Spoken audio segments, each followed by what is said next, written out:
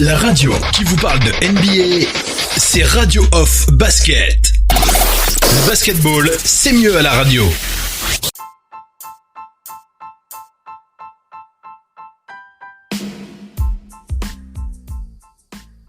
Bonsoir, bienvenue sur le parquet de la radio off. Vous avez reconnu ma voix, c'est bien moi, Oncle Phil Basket, pour l'introduction de ce talk show. Pour ce talk show, NBA No Limit. NBA No Limit, toute une fois par semaine sur le parquet de la radio off pour partager avec vous et avec les auditeurs, avec les panélistes qui sont présents, l'actualité de l'NBA comme à notre habitude. Alors, ce soir, dans ce talk show, on va véritablement on va faire le point sur l'actualité comme à notre habitude. Je vais annoncer les détails tout à l'heure, les détails du programme, mais avant ça, on va accueillir les panélistes qui sont présents sur le parquet de la radio off. On a Missy depuis Paris qui est avec nous. On va avoir le doc ONP depuis Angers qui va nous rejoindre et on devrait aussi avoir la présence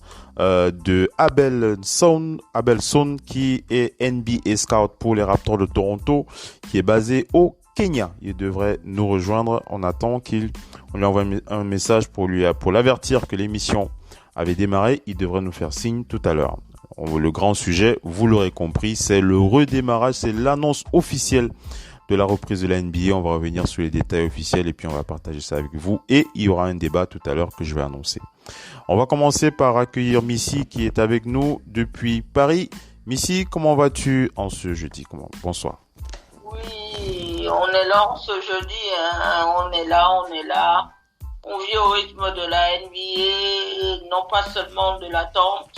On vit au rythme vraiment de toute la NBA, de tout ce qui fait mouvement, de tout ce qui est de tout ce qui est en cours actuellement aux États-Unis. Ouais. Avec l'affaire George Floyd qui continue de plus belle, hein. C'est incroyable, hein, cette affaire, c'est terrible. Hein.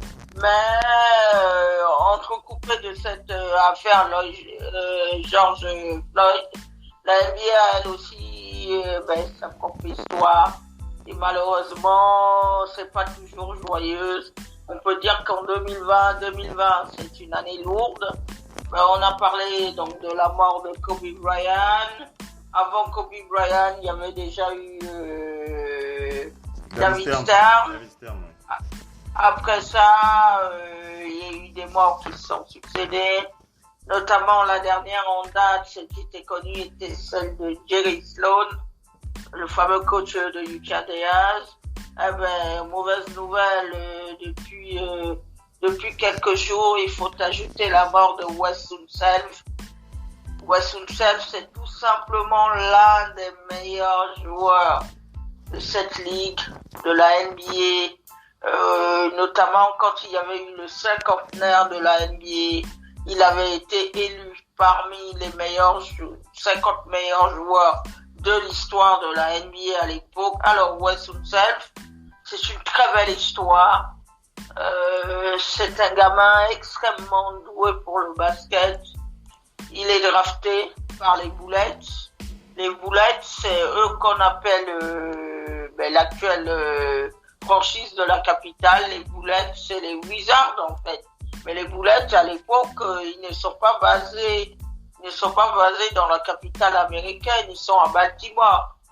C'est pour ça qu'on les appelle Bullets de Baltimore. Et à l'époque, en 69, Wes Unseld, 2m1, est dans son année de rookie. Il a été drafté donc par les Bullets. Il va réussir l'espoir d'être rookie de l'année. Il sera All-Star. Et l'autre exploit, c'est surtout qu'il est MVP dès la première année. C'est extrêmement rare d'avoir un pivot MVP et puis au regard du pivot, pour certains, il est beaucoup trop petit. Mais sauf que Wes Unseld, dans son année de rookie, il tourne à 13 points par match et surtout 18 rebonds, quoi. Ouais, c'est une machine à rebonds, il y a plein de choses. Une belle pensée pour lui. Wes Unseld disputera des finales. En 71, il dispute la finale face aux Milwaukee Bucks. Et il tombe sur un Karim Abdul-Jabbar trop fort. À l'époque, il est encore loup à Sindor. Hein. Et en 75, il dispute également la finale. Il tombe sur un bon Golden State avec la fameuse équipe avec Rick Barry. Tu vas résumer puisqu'on va annoncer le programme. Vas-y. Tu vas résumer et puis on va annoncer le je vais programme. résumer rapidement. Et en 78, en fait, il devient champion NBA. Ouais. Et l'année d'après, il est de nouveau en finale. Il est battu par les Seattle Sonics qu'ils avaient auparavant battu l'année précédente. Il a été également coach et dirigeant au niveau de Wizards et RIP à lui, paix à toute sa famille. En 81, son maillot floqué du numéro 41 a été retiré. Il a été intronisé au Hall of Fame. Il a été président des Bleds pendant 6 ans, vice-président, entraîneur de l'équipe de 88 à 94. Vraiment chapeau et RIP à ce grand monsieur qui avait des problèmes de santé et qui est décédé d'une pneumonie. Voilà, merci Missy pour cette belle pensée pour Wes Unseld. On enchaîne avec le programme, un programme globalement autour de l'actualité très chaude de cette ligue qui va donc reprendre officiellement. On va partager tous les détails de cette reprise officielle avec vous et vous donner un petit peu notre ressenti quant à cela. On rappelle que demain, puisqu'il y a la décision officielle a été prise par le NBA Board Governor et demain il y aura une réunion du côté du syndicat des joueurs pour faire le point sur les décisions prises par les officiels NBA. On va commenter tout ça. Donc on va commencer dans quelques instants. Donc je parlais donc de tous les éléments concernant la reprise de la NBA. On va poser un petit débat aussi, puisque dans le petit débat que l'on va poser, il y a comme pour ceux qui ont suivi un petit peu les temps, on reviendra dessus. Il y a quelques matchs qui vont se jouer, 8 matchs en tout, si je dis pas de bêtises. Ensuite, bref, on va revenir là-dessus. La question qu'on va vous poser, c'est si vous deviez choisir un MVP, puisqu'il y aura un MVP qui va être désigné à l'issue de cette saison. Quel serait votre MVP? Est-ce que ce serait Giannis? Est-ce que vous resterez sur Giannis Antetokounmpo, candidat à sa propre succession, ou alors est-ce que vous choisiriez LeBron James ou alors un autre joueur? Vous pouvez penser à un autre joueur si vous le souhaitez. En tout cas, c'est déjà l'occasion de se chauffer avec cette question. Allez, on rappelle que le Doc ONP va nous rejoindre dans quelques instants. Et on aura aussi normalement Abelson du côté du Kenya qui devait être avec nous. On enchaîne avec le Sud Talk Show. Restez bien connectés. À tout de suite.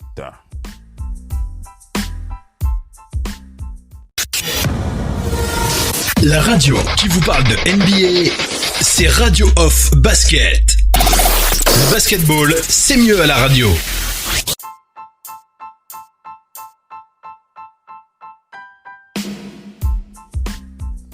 On enchaîne les amis avec la première partie de ce talk show. Je vous l'ai dit, une émission consacrée à la reprise officielle de la NBA. Avant cela, on va accueillir le Doc ONP qui est avec nous du côté d'Angers. Bonsoir le Doc, comment vas-tu en ce jeudi? Oui, bonsoir tout le monde. Ça va, la semaine se passe calmement. Donc, ça fait toujours plaisir de venir faire un tour sur le parquet, vous savez. On est très heureux. On est très heureux de te savoir avec nous, le Doc ONP. Allez, avant d'enchaîner, c'est vrai que on a effleuré un petit peu cette actualité, compte tenu du fait que ce n'est pas, on le sait, ce n'est pas notre rôle de donner des conseils en ce qui concerne des éléments en dehors du basket, mais lorsque une actualité prend en compte bien évidemment lorsque l'impact d'une actualité et a la capacité d'ébranler notre société, on va dire ça comme ça, je pense que c'est nécessaire de toucher un mot quant à cette actualité. Vous savez de quoi je veux parler, puisque il s'agit de l'actualité avec le décès de George Floyd, le décès de cet homme noir qui a provoqué ce énième décès, devrait-on plutôt dire, cet énième décès du côté des États-Unis qui a provoqué un ras-le-bol mondial. Vous connaissez un petit peu la politique Radio Off Basket. On évite généralement d'évoquer des sujets qui ne concernent pas le basket, mais lorsque ces sujets ont cette puissance d'impact sur notre société, il est bien évident qu'on ne peut pas ne pas poser un mot, une réflexion là-dessus, puisqu'il ne s'agit pas d'un problème uniquement américain, c'est un problème que l'on rencontre dans le monde entier, même en Afrique. C'est pas seulement un problème entre les Noirs, mais c'est vraiment un problème entre les Noirs et la police. Ça, c'est un problème qu'on retrouve partout. Donc, je voulais vous entendre un petit peu là-dessus, avoir un petit peu votre avis. Et pour ça, je vais partager avec vous la réunion qu'a eu les Lakers et Kareem Abdul-Jabbar concernant cela. On va rappeler que les États-Unis, plongés dans une crise sociale, les franchises NBA sont amenées à réagir de l'intérieur, comme aux Lakers qui ont organisé une visioconférence avec la légende Kareem Abdul-Jabbar. On rappelle que engagé de longue date dans des causes sociales et politiques, Kareem Abdul-Jabbar n'est jamais le dernier lorsqu'il s'agit de s'exprimer à propos de l'injustice faisant rage aux États-Unis et plus globalement dans la société actuelle. En témoigne justement sa tribune publiée il y a quelques jours dans le Los Angeles Times à la suite de la mort de George Floyd sur les genoux d'un policier blanc. Ce n'est donc guère surprenant d'apprendre toujours par ce journal californien que le meilleur marqueur de l'histoire de la NBA a participé à une visioconférence organisée ce mardi par les Lakers, franchise au sein de laquelle il a évolué entre 75 et 89. Kareem Abdul-Jabbar a notamment été interrogé sur sa vision des problèmes de racisme, lui qui a débuté sa carrière dans les années 60 avec une époque où les troubles civils étaient légion sur le sol américain. On rappelle aussi que les joueurs, les coachs et dirigeants de la franchise se sont donc entretenus avec Kareem Abdul-Jabbar pendant environ 1 heure. Et parmi les sujets abordés lors de cet appel, il y a bien évidemment eu les manifestations qui se sont déroulées aux États-Unis depuis une semaine, réclamant justice pour George Floyd. Sans oublier les problèmes liés aux violences policières et au racisme, l'objectif étant de convenir de la façon dont l'organisation des Lakers pouvait aider à insuffler un climat moins hostile à Los Angeles et dans le pays. Quant à LeBron James, également très investi dans cette cause et admiratif des réalisations de Kareem Abdul-Jabbar à ce niveau, il en a profité pour évoquer le racisme dont il a pu être la cible par le passé. Le King avait par exemple vu des tags racistes inscrits sur le portail de sa maison il y a 3 ans. Donc voilà cette petite info qu'on partage comme ça, cette réunion qu'il y a eu entre les Lakers et Kareem Abdul-Jabbar pour voir dans quelle mesure, comment est-ce que Kareem pourrait... Quels sont les conseils qu'il pourrait donner aux Lakers pour les aider à véritablement impacter positivement la société californienne du côté de ce côté-là et notamment aussi aux États-Unis. Donc ils ont beaucoup échangé là-dessus. Ça nous permet d'évoquer, de donner aussi notre avis concernant ce problème et ce sera fait et voilà. Et puis on pourra passer à autre chose. On va écouter Missy qui va réagir sur cette actualité et le Doc NP. Après on va enchaîner avec la reprise officielle de la Ligue. Missy, comment est-ce que tu as envie de réagir à tout ça? Le racisme n'est jamais bien loin de la NBA parce que ce que nous discutons là aujourd'hui, il faut bien qu'on se dise que souvent on a dit c'est les sportifs, ils n'ont pas voix au chapitre, mais c'est des êtres humains avant tout. Avant d'être un sportif, vous êtes quelqu'un, vous êtes un représentant de la société civile, vous êtes une personne, même pas représentant, vous êtes une personne de la société civile. C'est des jeunes qui ont grandi en se disant que, par exemple, Lou Alcindor, on a même vu ça chez les chanteurs. Barry White, il disait, si j'avais pas entreaperçu la musique, j'aurais peut-être fini dans la délinquance et tout ça. Pour beaucoup de ces joueurs NBA, LeBron James, les Kevin Durant, ils se sont accrochés à leurs rêves. Ils n'ont pas fini dans la délinquance.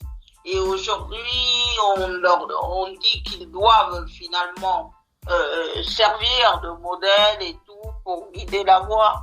Mais il faut bien qu'on se dise une chose, tout jeune n'est pas destiné pour entrer à la NBA et ça n'efface pas les problèmes qu'il y a dans les quartiers. Chicago est une ville extrêmement où il y a beaucoup de problèmes. Il y a beaucoup de problèmes, de tensions avec la police. Les tensions viennent du fait que il y a l'oisiveté, il n'y a pas d'emploi, les gens galèrent. Donc quand vous restez même y compris en France où le déni est permanent, quand vous êtes dans votre quartier, vous avez des chances de croiser la police. Si vous travaillez, vous êtes sur votre lieu de travail ou vous êtes sur votre lieu d'études et d'autres, la police, vous n'allez pas forcément la croiser. Donc il y a moins de tensions de ce côté-là. Les tensions viennent du fait que les gens sont au même endroit. Les problèmes sociaux se rajoutent derrière. À un moment donné, si vous vivez pas de ci, il faut vivre de ça. Et tout n'est pas forcément dans le légal. Mais quand je dis que la NBA, elle a toujours été concernée par le racisme, justement, la NBA elle-même, elle a été victime d'une affaire de racisme. C'est donc Grant Napier a été viré. C'était le journaliste radio de la radio. Des Kings. Commentateur des Kings, voilà. Donc il a été viré pour ses propos racistes. On sait que du temps où DeMarcus Cousins était là-bas, il a eu maille à partir avec lui. C'est quelqu'un qui on savait par le passé qui avait soutenu Donald Sterling dans la fameuse affaire Sterling et la fameuse affaire Sterling de l'ancien propriétaire des Clippers. Au jour d'aujourd'hui, les basketteurs vont être là aussi. Le fait qu'eux-mêmes ils témoignent de cette violence qu'ils ont sans doute rencontrée n'est pas étrange. Et il y a quelqu'un dont on a parlé récemment, le basketteur suisse là qui jouait à OKC, il a même joué les finales. Comment il s'appelle? Thabo Sefolosha. Thabo Sefolosha est revenu sur l'incident avec la police de New York, son interpellation. Il y a aussi Brown, le jeune joueur de Milwaukee qui avait eu maille à partir avec la police de Milwaukee qui l'avait plaqué au sol. Bref, même chez les joueurs, il y a des cas. Donc maintenant, je pense que cette situation est aujourd'hui compliquée tant l'Amérique est divisée et le chaos vient du fait que Donald Trump a très mal réagi dans les premiers temps. Au lieu d'appeler à l'apaisement, il a réveillé justement les vieux démons de l'Amérique. Ce justement, donc Karim Abdul-Jabbar a connu et a été témoin.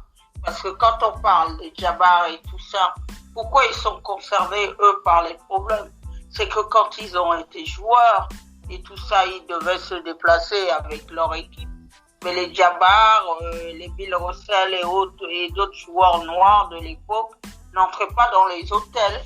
Quand quand par exemple, on prend les West ou les Rick Barry et d'autres qui, eux, pouvaient dormir dans une chambre d'hôtel. Bill Russell, quand il se déplace avec les Celtics, les Bob Cousins et autres, lui, il peut pas entrer dans une chambre d'hôtel. Il n'est pas habilité. Il faut qu'on lui trouve un autre hébergement. Soit souvent, on leur trouvait dans les sous-sols d'hôtel une place où peut-être ils pouvaient rester. Donc aujourd'hui, on a l'impression que depuis les fameux discours de Martin Luther King, ou même ce qu'a dit Malcolm X, le changement, il s'est pas produit. Et en plus, le problème vient du fait que s'ajoute à cela une crise économique qui est véritablement là, liée au corona. Il y a d'autres problèmes de société. Quand les problèmes de société sont là, eh bien, ça réveille beaucoup plus de douleur. Tout se réveille. Aujourd'hui, je pense que les joueurs de NBA vont avoir leur rôle à jouer pour dire à la jeunesse, et de toute façon, ils ont été là pendant toute cette période, ils vont continuer de l'être. Ils ont mis en place des programmes de soutien, des programmes pour apporter des repas. Une question que je vais te poser pour orienter un peu avant qu'on fasse intervenir le doc rapidement sur ce sujet, c'est que globalement, est-ce que tu penses véritablement que que tout ce qu'on a vu en termes de mobilisation va pouvoir faire évoluer les choses? Est-ce que tu penses que les choses ont une chance de bouger enfin? Parce qu'il faut quand même le dire, hein, ça fait plus de 50 ans que les choses tournent, que on a toujours les mêmes. Oui, mais parce que ces combats-là sont très anciens. C'est un combat où les nouvelles générations se sont dit, les anciens ont fait le job pour nous. Est-ce que tu penses que ça va évoluer? Tu penses que ça peut bouger? Ça va bouger. Mais dans le climat actuel, de toute façon, avec le président qui est là, il est tellement. Juste une chose, on va y voir plus clair après la prochaine élection. Tout ce qui est en train de se passer là, il faut qu'on élise un nouveau président. Et puis, moi, je crois beaucoup en l'être humain. Notre humanité, elle doit être quelque part là. Et juste une chose, y compris en France, où il y a énormément de débats, il y a beaucoup de choses, il y a un déni qui est impossible. Le ministre qui dit, moi je ne connais pas de cas de violence ni de bavure policière. Aujourd'hui, il semble dire que s'il y a quelque chose dans la police en France, il faut que les choses soient punies, soient sanctionnées. Ce qu'il y a, c'est que partout dans le monde, y compris même en Afrique, tout dirigeant doit se dire que s'il y a un problème avec la police, il doit être traité. On ne peut pas, une minorité de policiers ou une minorité corporatiste ne peut pas prendre en otage tout un corps de métier. Tout policier n'est pas mauvais. On a entendu, moi je le désapprouve encore, il y a eu la manifestation sur Adama. J'ai entendu encore des jeunes s'en prendre à un policier noir et lui dit vendu, non. Il fait son métier de policier. On ne peut pas être dans de telles réactions qui nous desservent quand on a des causes importantes, des choses à dire. Pareil aux États-Unis, il va falloir que la police soit mieux formée, qu'on investisse pour former les gens, qu'on investisse réellement pour interpeller les gens sur des méthodes non létales qui ne tuent pas. Et ça, on peut y parvenir. Maintenant, l'autre chose qu'il y a à dire aujourd'hui, on voit beaucoup d'acteurs investis, on voit John Boyega, Omar Sy, des acteurs afro-américains, des personnes blanches aussi, notamment des joueurs. On espère que les choses vont évoluer. Vas-y, la conclusion. Vas-y. Juste une chose, je termine là-dessus. Ce n'est pas un combat de noir pour noir. Ce n'est pas un combat de blanc contre noir. C'est un combat de tout le monde. Si nous voulons vivre en paix, il faut s'assurer que le voisin lui aussi vive en paix. Ouais. Vous ne pouvez pas vivre en paix quand votre voisin il est mal à l'aise et il ne vit pas en paix. Ouais, c'est clair. Ça c'est très clair, Missy. Faisons un peu réagir le doc aussi là-dessus. Le doc ONP. Le doc, tu es là? Oui. Le doc ONP, je sais pas si je pense que tu as dû le voir. Et c'est une question que je voulais te poser. C'est au niveau de la mobilisation, on a aperçu véritablement les joueurs NBA s'impliquer notamment dans les manifestations. Moi, pour observer un petit peu le monde de la NBA depuis les années 80, pour moi c'était une première de voir ça, de voir des joueurs NBA marcher dans les rues pacifiquement. On a vu Stephen Curry, on a vu Klay Thompson, on a vu Jaylen Brown. Je ne vais même pas citer l'ami. C'est pas la peine de citer l'ami de George Floyd, Stephen Jackson, qui lui est au devant de ex-joueur. Il n'est plus en activité, mais Stephen Jackson qui est vraiment le porte-parole de cette famille Floyd. En tout cas, c'est lui qui est véritablement au devant de la scène concernant cette famille Floyd. On a vu des joueurs NBA se mobiliser, Trae Young. Moi, je me souviens que je ne me souviens pas que dans les années 80-90, vous me direz que c'était un autre temps, que les joueurs, les joueurs, les joueurs. Bon, en fait, la différence que je vois, c'est au niveau des mobilisations dans les marches, quoi. Je ne me souviens pas. Je ne me souviens pas dans les années 90 ou 2000 avoir vu un joueur NBA dans des manifs. Et la question que je voulais poser au Doc NP, c'est est-ce qu'on peut dire que c'est les réseaux sociaux qui ont motivé cette évolution, si on peut appeler ça évolution quand même, de voir des joueurs NBA s'impliquer dans le débat de société. Et comment est-ce que tu as envie de réagir quand tu as vu ces joueurs NBA dans le public, dans les foules? Ta réflexion, c'est de te dire quoi? Le Doc NP? Oui, en fait, ce truc, j'ai pas envie de dire qu'il y a des destins de mort et tout, mais malheureusement, il a fallu que ce genre de truc arrive. Dans la période actuelle, 2020, ce sera une année particulière. Hein. Oui. Comme on disait sur les décès des gens, 2020, ça commence même à être comme un point précis dans l'histoire. Moi, je suis croyant, peut-être choisi par les cieux, peut-être, je sais pas, mais ça va être un point. Il y aura un avant et après 2020 pour beaucoup de choses, hein, tout ce qui se passe. Ce truc, malheureusement, il y a eu des trucs dans ce genre arrivés avant, mais on peut dire que si les joueurs étaient occupés dans la saison ou bien dans les playoffs, il y aurait eu un tollé, mais pas comme celui-là. S'il n'y avait pas eu ces confinements dus au virus, il y aurait eu un tollé, mais pas une mobilisation telle quelle. Ce truc arrive une année qui est déjà très difficile pour tout le monde. Très difficile. Mentalement, c'est très compliqué pour tout le monde. Financièrement, socialement. Il y a beaucoup de gens qui sont à bout. Aux États-Unis, surtout, c'était pas du déconfinement total. Il y a, quelle est l'ethnie qui meurt la plus, malheureusement, par rapport à ce virus?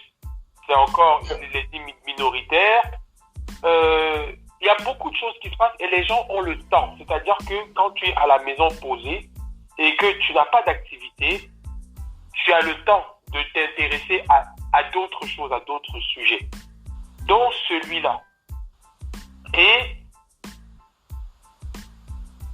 l'image est arrivée violente, comme beaucoup d'images violentes que les gens n'ont pas eu le temps de scruter. Mais cette fois-ci, elle est arrivée dans un moment où ça a marqué les gens. Moi, je connais des gens habitués à la violence, hein, mais qui disent qu'ils ne soutiennent pas cette image. Je peux vous dire, les 8 minutes, là, j'en connais beaucoup qui ont dit qu'ils n'arrivent pas à tout voir. Moi-même, j'ai pas tout regardé ça.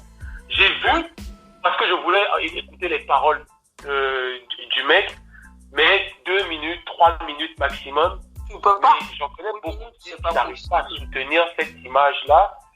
Et il fallait qu'il y ait quelque chose qui déclenche pas la révolution, mais qui fasse bouger les choses. Voilà, qui fasse bouger les choses. Comme tu as parlé, moi j'ai pas envie de sortir de parler d'histoire sociale parce qu'on est dans une émission de basket, mais le lien est que tous ces joueurs qui sont des influenceurs, ils ont le temps, ils sont assis là, ils ont le temps de s'occuper de ça maintenant. Ils sont pas sur les parquets, ils sont pas aux entraînements, si pour certains, mais le programme n'est pas un programme de voyage parce que ce sont des gens qui sont, dès qu'ils commencent la saison, ils sont pris H24, soit c'est l'avion, soit c'est le parquet, soit c'est l'avion, soit c'est le parquet. Donc, là, ils ont le temps et pas juste de tweeter, ils ont le temps d'aller manifester, ils ont le temps de de donner leur avis. Ils ont le temps de s'exprimer médiatiquement. Parce que d'habitude, ils ont toujours un petit moment où il faut lâcher un petit tweet, où il faut lâcher un petit message sur Instagram. Mais non, là, c'est... moi, je me tiens vraiment au cadre du basketball, hein, parce que j'ai pas envie de sortir de ce cadre. Essayons de rester le plus possible collé au basket. Ouais, effectivement. Bon, là, je me dis, bon, ce sont des êtres humains qui maintenant ont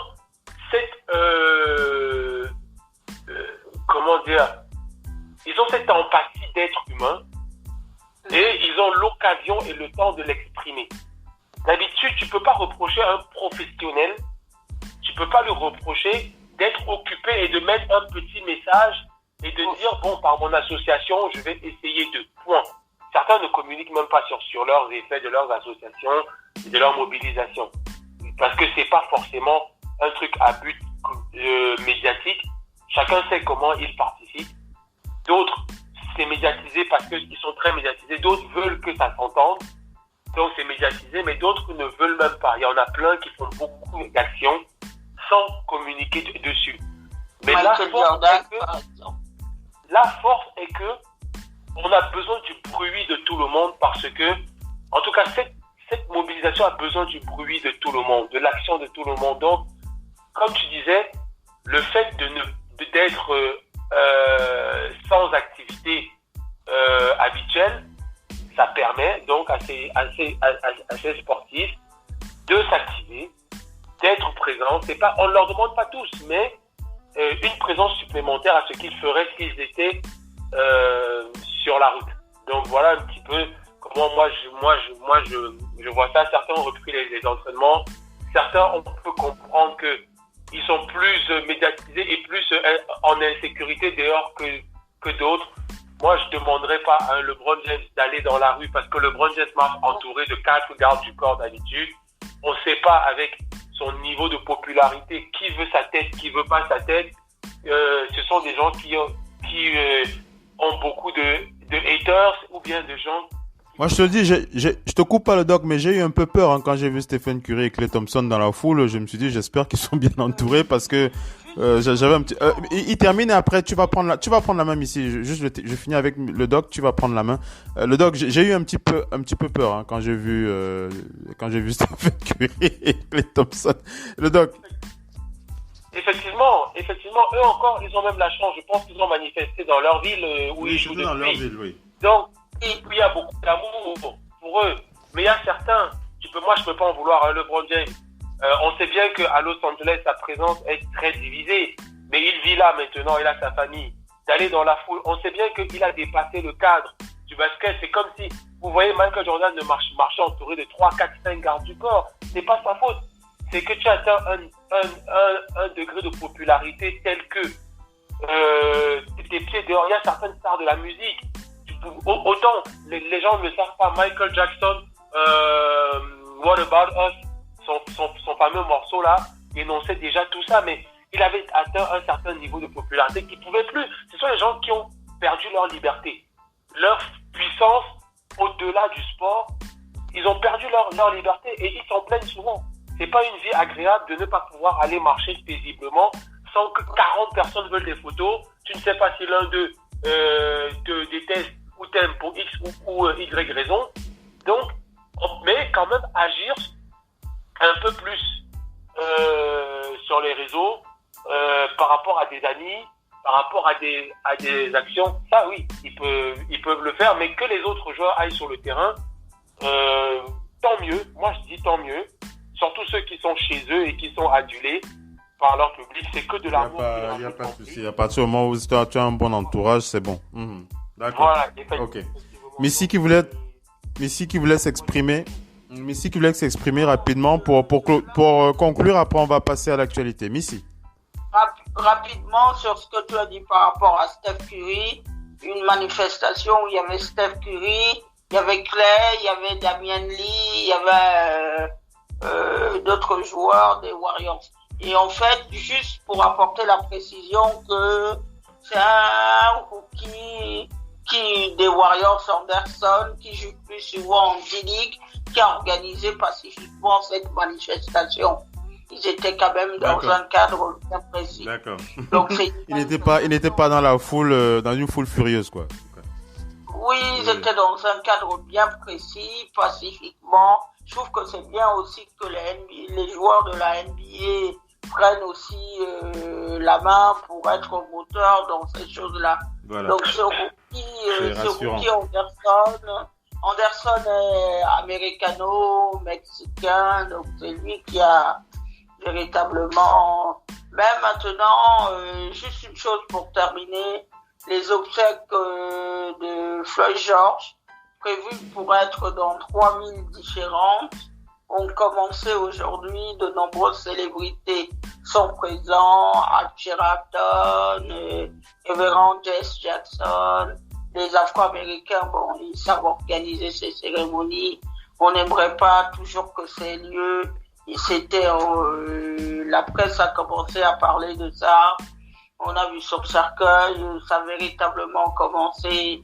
Donc, RIP à lui et bonne chance à sa fille Diana. Ouais. Diana qu'on a vu. Diana Floyd, voilà. Allez les amis, voilà, c'était vraiment important. Hein, je pense que Missy, le doc, vous êtes d'accord. C'était important qu'on pose un mot là-dessus. C'était vraiment important. On n'est pas une radio dédiée à l'actualité en dehors que du basket, mais comme je l'ai dit, lorsque des événements impactent toute la société, c'est important et notre sport d'ailleurs. Lorsqu'il y a eu le coronavirus, on en a parlé, donc c'est normal qu'on donne aussi notre avis. J'espère que j'espère que notre avis vous aura enrichi. Et si vous avez des questions, des réactions, vous n'hésitez pas à nous faire signe sur les réseaux sociaux, hein, sur WhatsApp, vous nous envoyez un voice message, sur Facebook, vous nous envoyez un message. Il n'y a pas de souci, on n'hésitera pas à le partager avec la communauté Radio Hall of Fame Basket et on échangera là-dessus. Il n'y a pas de souci. On va passer au deuxième sujet. On va faire le point sur la reprise de la saison NBA. Il y a il y a Mark Stein et Shams Charania qui viennent de réagir rapidement là concernant la NBA G League et la WNBA. On partage avec vous rapidement avant d'enchaîner avec la suite. Restez bien connectés.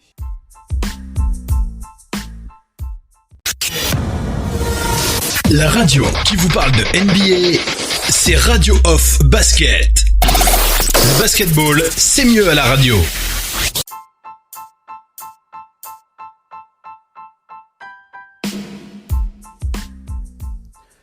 Allez les amis, deuxième partie de cette émission, on fait le point sur l'actualité de la NBA. Avant d'enchaîner avec le programme de reprise officielle qui circule sur les réseaux depuis quelques heures, on va faire le point sur cette info qui vient de tomber. C'est Shams Charania et Mark Stein qui l'ont annoncé sur leur compte Twitter.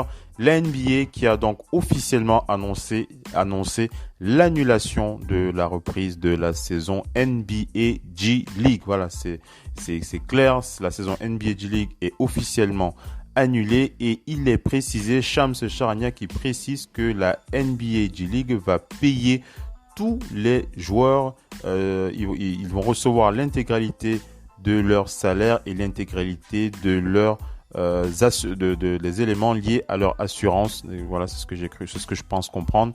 Il y a 17 jours, ils ont annulé les 17 jours restants. Il reste 17 jours de jeu. Ils ont été donc annulés. Voilà, la NBA G League qui est donc annulée. Mais les joueurs vont recevoir l'intégralité de leur salaire de la saison. C'est une bonne décision. Et la WNBA, on en discutait avec Missy, Mark Stein, qui précise que du côté de la WNBA, ils ont toujours la volonté de reprendre la saison WNBA, mais ils n'ont pas encore pris de décision quant au site qui sera choisi pour la reprise de cette ligue. Missy, tu voulais réagir un petit peu avant qu'on enchaîne? Juste une autre nouvelle concernant la draft NBA. Oui, la NBA va donner jusqu'au 3 août aux joueurs pour pouvoir retirer leur nom pour ceux qui ne vont pas. Programme, voilà. dans le programme, on va revenir dessus puisque je vais vous interroger aussi sur ce que vous pensez parce qu'il y a véritablement un décalage complet, un décalage complet de tout. Bon, revenons sur les détails officiels et partageons ça ensemble. On rappelle que soumis au vote des propriétaires, le plan de reprise de la NBA a été sans surprise accepté ce jeudi à 29 voix contre 1. Annonce ESPN, et la saison va reprendre le 31 juillet prochain du côté d'Orlando et plus précisément du côté de l'ESPN Wide World of Sport Complex situé au cœur de Disney World. Selon The Athletic, seul Portland a voté contre alors même qu'ils sont invités à participer à cette fin de saison. Le syndicat des joueurs tiendra une conférence demain pour également approuver ce plan de reprise de la saison. À l'arrêt depuis le 11 mars dernier en raison de l'épidémie du Covid-19, la NBA a adopté une formule inédite puisqu'elle a choisi de réunir 22 équipes en un seul lieu pour une fin de saison en 3 étapes. La formule sera donc de 8 matchs de saison régulière pour chaque équipe, un tour préliminaire entre les 8e et 9e de chaque conférence. Des playoffs, le format des playoffs restera classique, donc au meilleur des 7 matchs. Et quant aux équipes qui sont donc concernées, à l'Est, par ordre, nous avons les Bucks de Milwaukee, les Raptors de Toronto, les Celtics de Boston, le Heat de Miami, les Pacers d'Indiana, les Sixers de Philadelphie, les Nets de Brooklyn, les Magic d'Orlando et les Wizards de Washington. Donc, du côté de l'Est, vous oubliez les Bulls, vous oubliez les Hornets, vous oubliez tous ceux qui sont dans le bas du classement. C'est aussi simple que ça, Atlanta, etc., etc. Du côté de l'Ouest, nous avons les Lakers de Los Angeles, les Clippers de Los Angeles, les Nuggets de Denver, les Rockets de Houston, le Jazz d'Utah, le Thunder d'Oklahoma City, les Mavericks de Dallas, les joueurs je m'embrouille, les équipes de Memphis, les Grizzlies de Memphis, les Portland Trail Blazers, les Pelicans de la Nouvelle-Orléans, les San Antonio Spurs, là j'en profite pour me rappeler des noms et tout ça, et les Kings de Sacramento et les Suns de Phoenix. Donc vous oubliez du côté de l'Ouest, on oublie qui là? On oublie allez, aidez-moi, les équipes, les Timberwolves qu'on oublie. On oublie qui? L'Ouest, c'est une conférence tellement dense que on a parfois l'impression que tout le monde est dedans. Mais il y a les Timberwolves qui ne sont pas là. Attendez, il faut quand même qu'on règle cette question parce que j'arrive pas à sortir le nom des équipes de l'Ouest qui ne jouent pas. Donc il faut oublier Golden State. Voilà, les Warriors, voilà. Voilà. Les Warriors, c'est Minnesota. Si Phoenix est là, donc ça veut dire que tout le Phoenix est là, oui. Oui, Phoenix est là, effectivement. Ouais. Donc ça veut dire qu'il y a 13 équipes à l'Est. Ensuite, c'est dans l'Ouest qu'il y a moins d'équipes. C'est dans l'Ouest qu'il y a moins d'équipes, voilà. Donc voilà, du coup, les Warriors, tu l'as dit, les Timberwolves qui sont mis de côté. Voilà. Qu'est-ce que tu as dit, les docs? Non, vous avez dit que c'est dans l'Ouest qu'il y a moins d'équipes. J'ai dit que c'est dans l'Est qu'il y a moins d'équipes. C'est dans l'Est. C'est à l'Est, oui. C'est dans l'Est. Non, je regardais les équipes je regardais la liste des équipes de l'Ouest parce que j'ai pas les équipes de l'Ouest qui sont pas là. On a cité les Raptors. Attendez, je regarde parce que j'ai véritablement envie de faire le point sur les équipes du côté de l'Ouest qui ne participent pas. Tu as déjà cité les Warriors, c'est bon. Les Timberwolves du Minnesota, out, c'est bon. Ensuite, oui, j'ai l'impression que c'est ça. Hein, oui, j'ai véritablement l'impression que c'est ça. Il y a que les Warriors. Il y a 13 et donc s'il y a jusqu'à donc Phoenix, c'est jusqu'à 13. S'il y a donc ces 13 équipes, il faut en reprendre de l'autre côté. Il faut s'arrêter, ça s'arrête donc à Chicago. Oui, donc alors Alors, je termine. Je termine avec. On a que 9, allez. On a que 9, allez. Il y en a que 9. Alors, attendez. Je vais terminer. Je vais terminer parce qu'on va partager beaucoup de choses. Alors, le training camp débuteront. Les camps d'entraînement débuteront le 30 juin. Là, on est le 4 juin. Donc, à la fin de ce mois, les camps d'entraînement vont reprendre. Les équipes devront se rendre à Orlando à partir du 7 juillet. Pour le tour préliminaire, à l'issue des 8 matchs de saison régulière, les 8e et 9e formations de chaque conférence s'affronteront. Ensuite, pour décrocher le dernier ticket pour les playoffs, à condition qu'il n'y ait pas plus de 4 victoires d'écart entre le 8e et le 9e. Si c'est le cas, le 8e sera directement qualifié. S'il y a moins de 4 victoires d'écart, les 8e et 9e s'affrontent au meilleur des 2 manches. Si le 8e gagne un match, il est qualifié, même si le 8e gagne un match, il est qualifié, même si le 8e perd les 2 matchs, le 9e est qualifié. Quant à la loterie, la draft et la free agency, la loterie qui détermine l'ordre du choix de la draft se déroulera à la fin de la saison régulière, comme ici il a précisé le 25 août. Pour la draft, il faudra attendre octobre et la fin de saison sera le 15 octobre. Quant à la free agency, elle débutera dans la foulée le 18 octobre. Selon The Athletic, le timing sera ensuite serré puisque la NBA aimerait débuter le camp d'entraînement de la prochaine saison le 10 novembre pour une ouverture de la campagne au 1er décembre. Donc vous constaterez, donc c'est un resserrage des dates. Oui, je reprends à la fin. Oui, je reprends à la fin. Donc je disais, pour la loterie c'est bon, t'as compris, hein, la loterie c'est le 25 août. La draft c'est le 15 octobre. Pour la draft c'est la fin de saison sera le 15 octobre. La free agency débute le 18 octobre. Et comme je l'ai dit, selon The Athletic, le timing sera serré puisque la NBA aimerait débuter les camps d'entraînement de la prochaine saison, donc la saison 2020-2021, le 10 novembre. Donc 10 novembre pour le camp de la prochaine saison.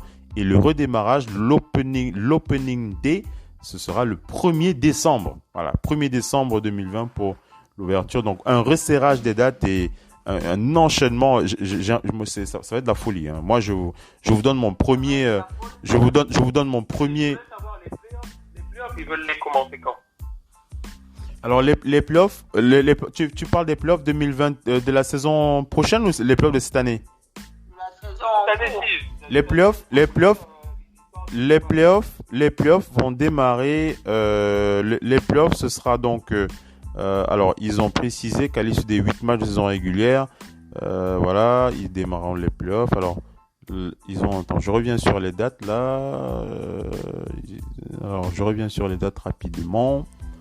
Alors qu'est-ce que je disais, voilà, la reprise, voilà, le 31 juillet, ça c'est la reprise des premiers matchs, donc 8 matchs à jouer, le premier tour des playoffs, 8 matchs à jouer, premier tour des playoffs entre le 8e, alors j'ai pas la date exacte là pour le premier tour des playoffs, il y a pas de date, il y a pas de date. Il n'y a pas de date. Laissons un peu le doc s'exprimer. Après, Missy va réagir puisqu'il veut dire quelque chose. Ils veulent que la saison finisse le 15 octobre ou plus tard. C'est ça. Donc, ça veut dire que s'il y a finale, c'est au début du mois d'octobre que les finales doivent commencer. Comme en juin, mais... C'est ça. Mais là, pour octobre. Donc, les finales vont commencer en début octobre ou plus tard. Ouais. Ce qui fera jouer les mecs pendant 1 mois et demi, 2 mois. Oui, donc ça veut dire que les playoffs, forcément, si on parle de playoffs, parce qu'il y a plusieurs tours, hein, les playoffs, et on sait bien que les playoffs, par exemple, d'habitude, ça commence en mi-avril et la finale commence en début juin, donc c'est 1 mois et demi. Donc logiquement, les playoffs, pour eux, il faudrait que en mi-septembre, ils puissent commencer.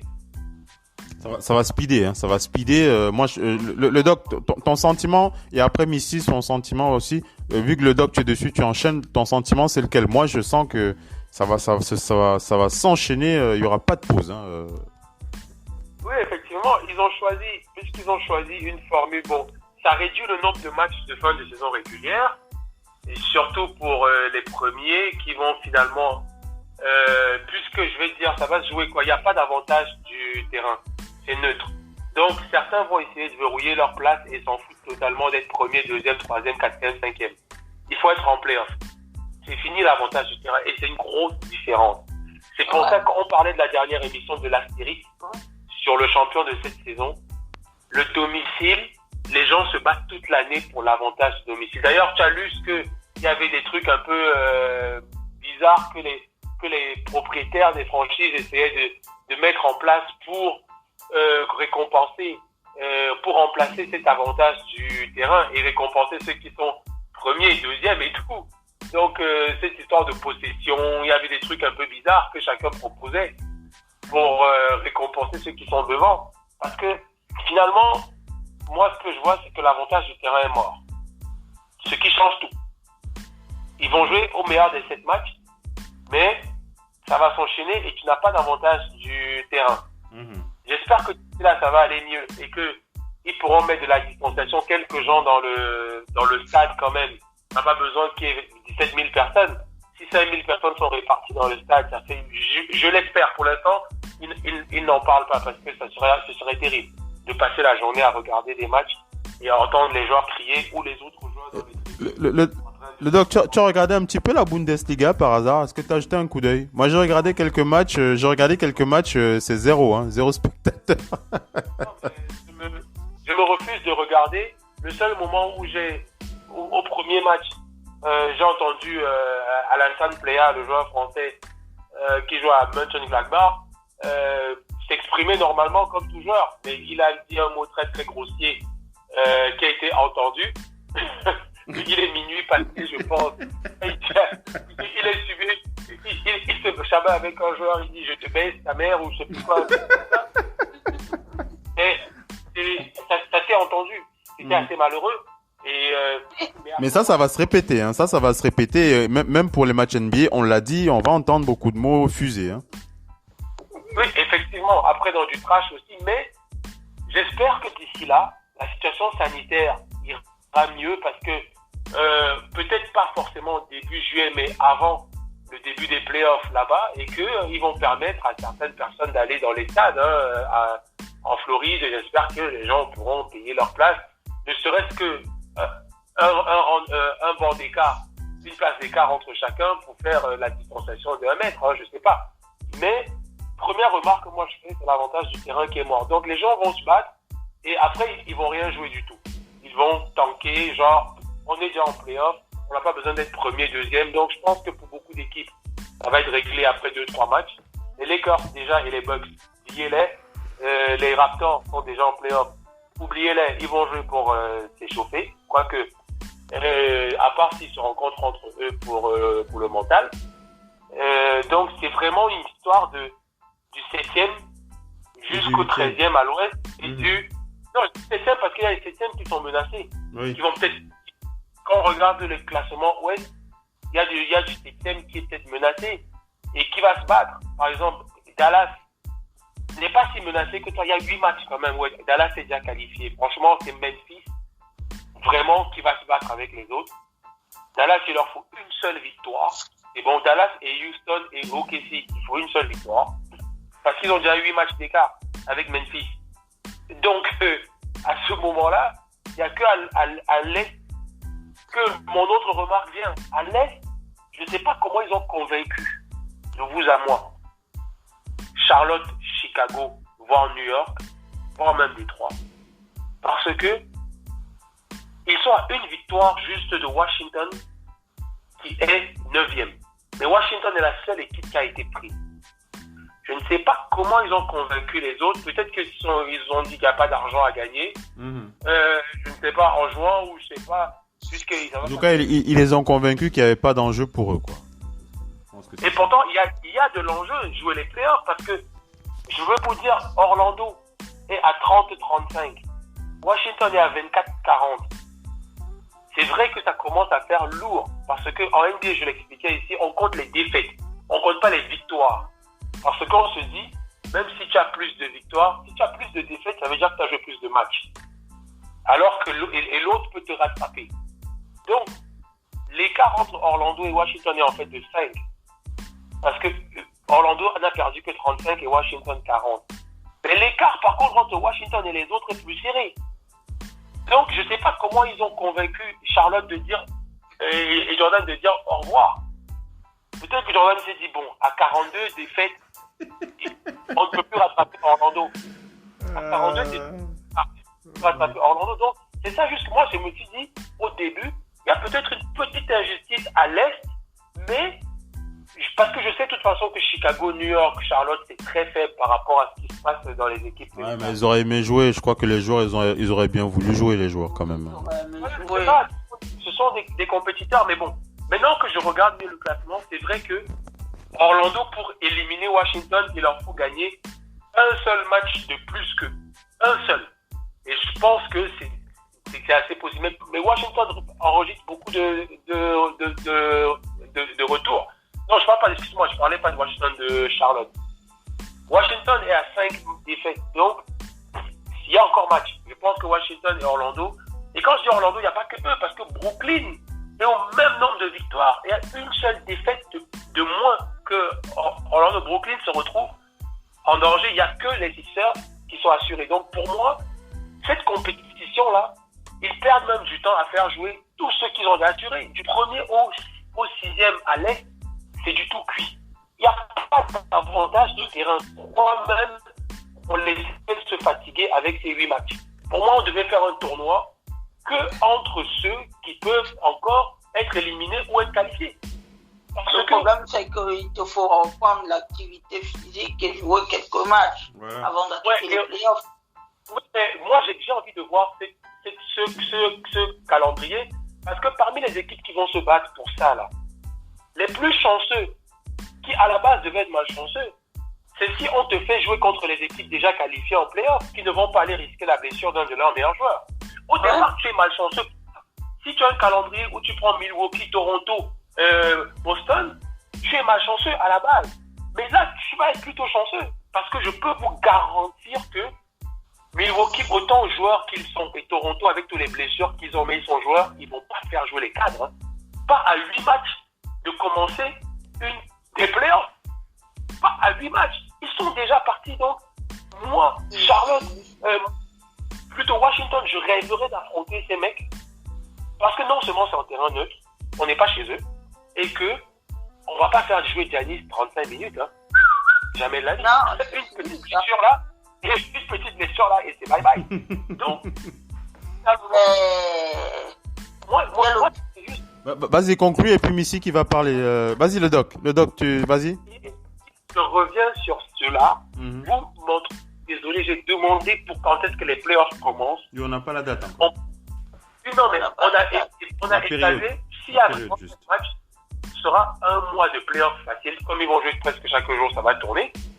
Ce sera un mois de playoffs, puisqu'ils vont jouer au meilleur des 7 matchs, comme d'habitude.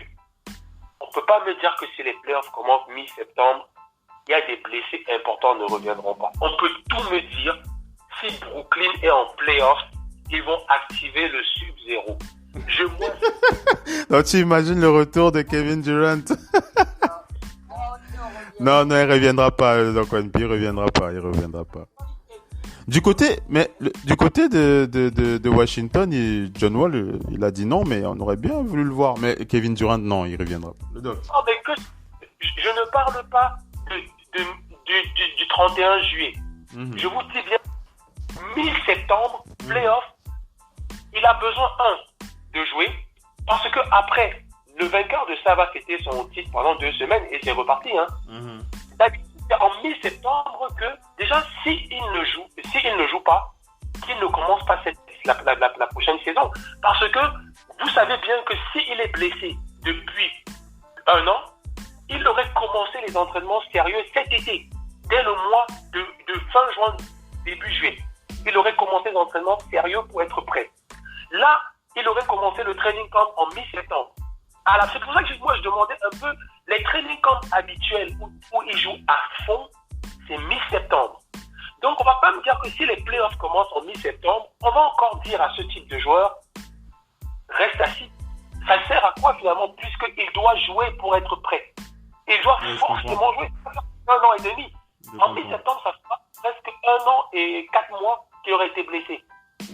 Je comprends. Ça va faire et c'est pour ça que moi je vous dis, si c'est mi-septembre, la logique voudrait que tout médecin dise tu as dépassé largement le temps. Tu as fait plus d'1 an et 4 mois. À la base, tu dois jouer. Même Kyrie Irving, s'il se fait opérer, il devait recommencer le training camp en mi-septembre. C'est pour commencer le training camp là. En tout cas, ça va véritablement speeder. Faisons réagir Missy là-dessus.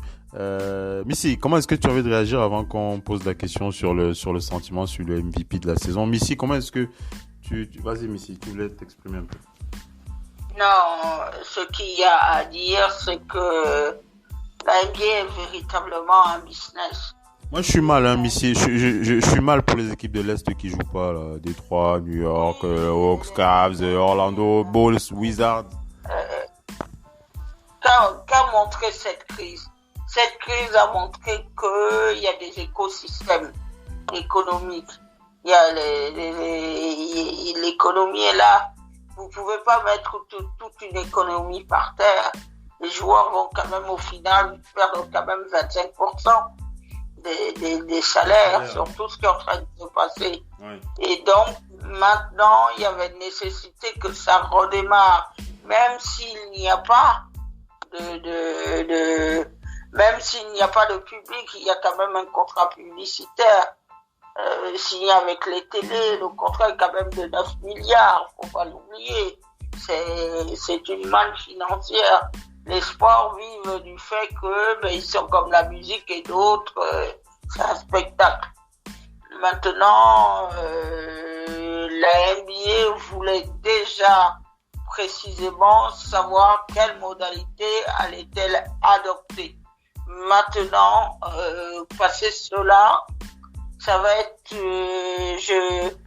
je salue celui qui va mettre en place tout ce barnum, l'organisation de terrain. Est-ce qu'on va être en huis clos, en autarcie, le huis clos total? Est-ce que ça va être un huis clos partiel? Parce que quand on a choisi Disneyland, ça veut dire que même les journalistes cette année, on va leur dire de rester chez eux. Déjà les déplacements. Je te donne rapidement, Missy, tu enchaînes. Hein. Je vous donne rapidement une réaction de Adrian Wojnarowski qui ajoute des petits éléments là. Il dit que il y aura pour les équipes, il y aura donc 16 jours de matchs pour la saison régulière restante et il y aura entre 5 et 6 matchs par jour. 5 et 6 matchs par jour. Chaque équipe pourront jouer au moins un back-to-back sur les 8 matchs prévus. Et voilà quelques éléments. Ça va être chaud. Hein, je crois que même au niveau de la radio, il va falloir qu'on fasse quelques abdos. Ça va être chaud. Ça va être chaud. Vas-y, Missy. Et donc, juste une chose, est-ce qu'on va être en autarcie, le huis clos? Toutes ces questions qui sont maintenant de l'ordre du détail pratique doivent être réglées rapidement.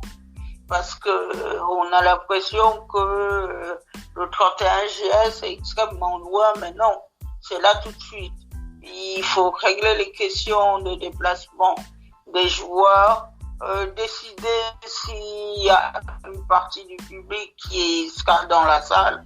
On a vu par exemple que le sport ne ressemble presque plus à rien là où ça a repris, sauf qu'en Hongrie, il y avait la Coupe de Hongrie, je crois.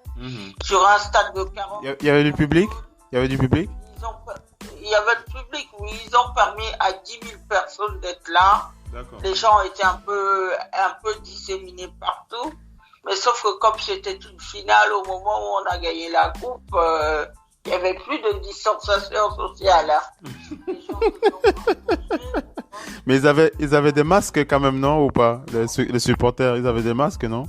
Je ne crois pas que j'ai vu masque. Je ne sais pas s'ils avaient même des masques. J'ai vu en tout cas une foule compacte venir vers l'avant quand le match est communié avec les joueurs, quand le match a été gagné. Hein, oui. Par l'équipe qui l'a gagné. Bref, on a vu cette image-là. Ça tranchait radicalement avec ce qu'on voit avec la Bundesliga actuellement. Mais maintenant, tout ça, c'est la réussite de cet événement va être sur les petits détails. Comment on va maîtriser les choses. Quand on décide ça, on va voir comment les joueurs internationaux, ceux qui étaient disséminés un peu partout, même les joueurs américains, comment ils vont revenir. Si Kemba Walker est resté dans le basket et dans l'activité, c'est parce qu'il est retourné chez lui dans sa maison à Charlotte, où il a un terrain de basket. Tout le monde n'a pas forcément l'espace ni de terrain de basket. Pour les gens se sont entretenus et maintenus en forme. Il va falloir maintenant faire un travail pour réveiller les corps. Réveiller les corps, on est conscient que nous-mêmes, on va se le dire, on va pas se le mentir, hein. Kevin Durant et Klay Thompson se blessent pas. Il y a match, hein, contre C'est clair. Allez, vas-y, conclue, après on enchaîne. Vas-y. Donc juste le précédent des Warriors fait que tout le monde va être sur ses gardes, bien méfiant. Ne vous attendez pas à voir les stars NBA. On va leur demander de lever le pied pour justement qu'ils puissent revenir. Parce que mine de rien, le titre se disputera. Ce sera pas un titre au rabais puisque ce sont quand même les meilleures équipes de cette saison régulière qui sont là quand même. Ouais. Des équipes qui ont été là tout le long. On attend maintenant de voir qui peut gagner le titre. En tout cas, vas-y. Pour terminer rapidement et dire une chose, en tout cas, tout ça il va y avoir une part de guerre psychologique et de guerre mentale. En tout cas, ça va être très, très, très long. Enfin, très, très long. Ça va être rapide, voilà, c'est le mot que je voulais dire, c'est la rapidité. Ça va être très, très speed. Les choses vont aller très, très rapidement. Et du côté de la radio, de toute façon, on va s'accrocher au train, hein, tout simplement. On va s'accrocher au train pour aller. Vas-y. Ce qu'on sait, c'est que les nuits blanches vont revenir là. En tout cas, ça va être chaud, hein, ça va être chaud. Voilà, donc véritablement, on voulait que vous ayez le pouls de ce qui ressort de cette annonce, hein, avec la reprise de la NBA. Et ce qu'il en ressort véritablement, c'est que les choses vont s'accélérer à une vitesse, je crois qu'on a jamais vu ça, hein, tout simplement. On n'a jamais vu ça, et on va simplement voir comment est-ce que les choses vont évoluer, et tout le monde va s'adapter à cette reprise, puisque même les médias, il n'y a pas que nous, les médias officiels qui sont connectés, tous ces médias vont s'adapter, et nous aussi. Je voulais en profiter, terminer avec par ce sujet sur la reprise, pour partager avec vous la reprise du championnat, la Ligue chinoise, qui va reprendre. Ce sera le 20 juin. Après avoir repoussé plusieurs fois la reprise, la Ligue chinoise va revenir en arrière sur sa dernière date annoncée, c'est-à-dire juillet. La CBA va en effet reprendre le cours de son championnat le 20 juin prochain, avec des rencontres à huis clos jouées dans les villes de Qingdao et Dongguan. Tous les détails ne sont pas encore connus, notamment sur les voyages et sur les joueurs qui sont encore à l'étranger. En mai dernier, Yao Ming, président donc de la Ligue chinoise, avait annoncé une quarantaine de 2 semaines pour les joueurs et les coachs en provenance de l'étranger. On est à 16 jours de la reprise, il ne va donc pas falloir traîner.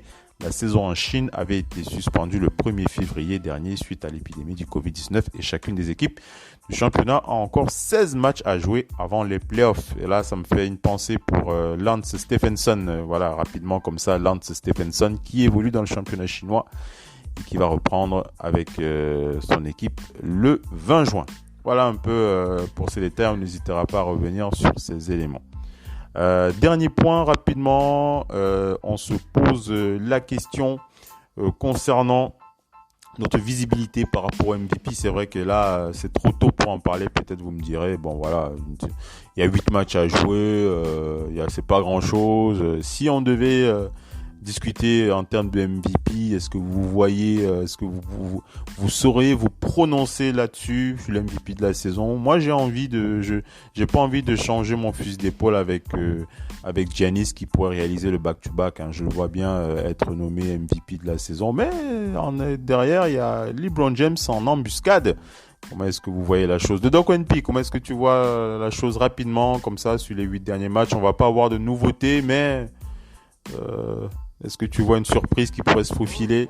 Pour moi, si ce n'est que moi, Giannis, c'est fait parce que voilà, pour moi, c'est le most valuable player de cette saison. Et du côté Lakers, ils vont partir comme partout, on l'a vu. Même dans le foot, pour les votes souvent, pour le ballon d'or et tout. Dans leur équipe, il y a 2 têtes qui font que, même s'il y a un qui est peut-être le leader, il y a 2 têtes qui font que ça va être flou. C'est-à-dire que Giannis, lui, il n'y a pas de débat dans son équipe. C'est lui qui porte vraiment l'équipe. On l'a vu chez les Lakers, l'absence de LeBron leur cause des problèmes, l'absence de Anthony Davis leur cause des problèmes. Ils ont besoin l'un de l'autre. De l'autre côté, il y a un seul mec, en son absence, son équipe est en très grande difficulté. Très très grande difficulté. Alors que quand tu peux enlever Middleton, sur certains matchs, ils vont quand même gagner. Tant que Giannis est là, ça va. Tant que Giannis est là de l'autre côté et être en tête ainsi, avec cette équipe où vraiment il y a Giannis et les autres, pour moi c'est le most valuable player. Il a réussi son back-to-back. Voilà, Giannis, tu vois toujours Giannis MVP. Missy, est-ce que tu veux changer ton fusil d'épaule ou tu vois aussi Giannis ou LeBron ou James Harden, faut pas énerver. James Harden, il sera pas content de nous entendre. Tu vois Giannis, Missy? Oui, moi je vois quand même Giannis.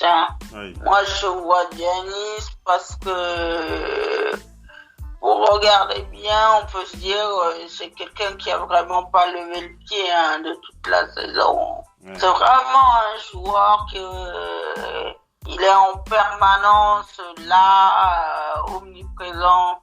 On l'a encore vu en janvier pour ceux qui ont eu l'occasion en janvier de le voir dans tous ses œuvres au match à Paris.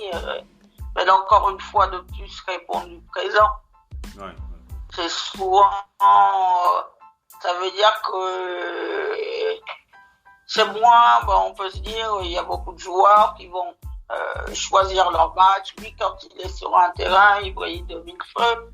Et c'est surtout saluer aussi saluer ce joueur, l'évolution de ce joueur. C'est quelqu'un qui personne ne croyait véritablement. Quand il est venu de l'Europe, il est trop maigre. Et puis, comme il a dit lui-même, quand vous venez aux États-Unis, il faut vivre votre rêve américain. Pour maintenant qu'il est papa, il a eu un fils, il voit peut-être la vie autrement et il a envie de continuer ses efforts. Il a vraiment envie d'inscrire son nom dans l'histoire de ce sport. Et quand vous êtes là, vous êtes sportif aussi pour ça. Pour vous dire aussi que c'est possible que j'inscrive mon nom dans l'histoire de ce sport. On sait de toute façon qu'en fin de carrière, il aura son nom retiré dans cette salle, comme auparavant, des joueurs comme Jabbar ont été champions NBA avec les Bucks. Lui, ce qui lui manque maintenant, c'est le titre. Et il faut que les playoffs le valident. Les playoffs ne l'ont pas encore validé. C'est maintenant là où on l'attend. Qu'il finisse ou pas MVP encore pour la seconde fois consécutive, ce qu'on va regarder, c'est si lui, il est capable de porter sur ses épaules les Bucks jusqu'au titre. Ouais. Vers le titre, comme l'avait fait en 71 Jabbar. On va voir ça. Il n'y a pas de souci. Allez, je termine ce talk show avec l'annonce officielle de la NBA G League. C'est vrai que on vous l'a annoncé, la NBA G League est donc annulée, mais je voulais lire l'annonce officielle rapidement pour clôturer ce talk show. Donc voilà, cette annonce de la NBA G League du 4 juin. Donc c'est le président de la NBA G League, Sharif Abdur-Rahim. Ce nom évoque de belles choses du côté des Grizzlies. Sharif Abdur-Rahim, avec ce joueur qui a fait briller un ailier fort, très fort et très engagé, voilà, comme tu l'as dit, Missy. Donc je disais, Sharif Abdur-Rahim, président de la NBA G League, qui a donc rappelé que la saison NBA G League avait été suspendue le 12 mars et ils ont donc pris la décision d'annuler la saison. Il dit cette décision a été difficile à prendre pour nous, mais nous reconnaissons que c'est la décision la plus appropriée compte tenu de l'actualité pour notre ligue. J'adresse ma sincère gratitude aux joueurs, à l'ensemble des joueurs, des coachs qui ont tout donné pour leurs équipes, pour leurs fans cette saison, et pour nos fans, je les remercie. Et je leur donne rendez-vous pour la saison 2020-2021. Dans les prochaines semaines, la NBA G League va annoncer pour la fin de la saison l'annonce des awards pour le meilleur joueur, le MVP, Dennis Johnson, et le coach ils vont annoncer qui sera le MVP. On connaît pas encore son nom, mais on connaît déjà le nom du coach de l'année, c'est Dennis Johnson. Dennis Johnson, c'est lui le coach de l'année en NBA G League, mais ils nous donneront le nom du MVP et du rookie de l'année. Voilà pour l'annonce officielle du président de la NBA G League, Sharif Abdur-Rahim. Voilà, c'est sur cette annonce officielle qu'on va clôturer ce talk show. On va donner rendez-vous à nos auditeurs pour le prochain long format. Ce sera dimanche pour Total Africa NBA, où on fera le point sur le bilan de la saison de notre cher, il est guinéen français, non? Comment il s'appelle? Guinéen, mais d'origine guinéenne, mais français. Le très jeune rookie, Sékou Doumbouya. Voilà, on va un peu faire le point sur sa saison dans Total Africa. Comment est-ce qu'on a trouvé sa saison et tout ça. Il y a une petite analyse réalisée sur Internet qu'on va partager avec vous. Et bien entendu, on parlera d'autres joueurs aussi dont on attend aussi des nouvelles du côté du continent africain en NBA. Voilà. Missy, c'était un plaisir d'avoir partagé avec toi cette actualité. Et on se dit à dimanche pour Total Africa. Oui, à dimanche. Le Doc One P, c'était un plaisir de t'avoir sur le parquet. Le Doc One P, à dimanche pour Total Africa. Merci à tout le monde. Très bon début de week-end. Voilà, merci à tous d'avoir été connectés sur le parquet de la radio. C'était un plaisir dans NBA. Donc, nos limites, on a bouclé, on a partagé avec vous cette actualité.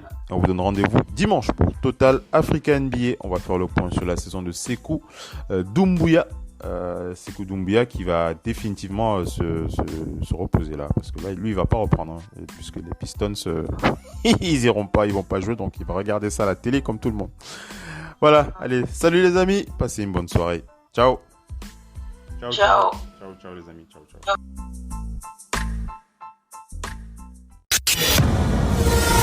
La radio qui vous parle de NBA, c'est Radio Off Basket. Le basketball, c'est mieux à la radio.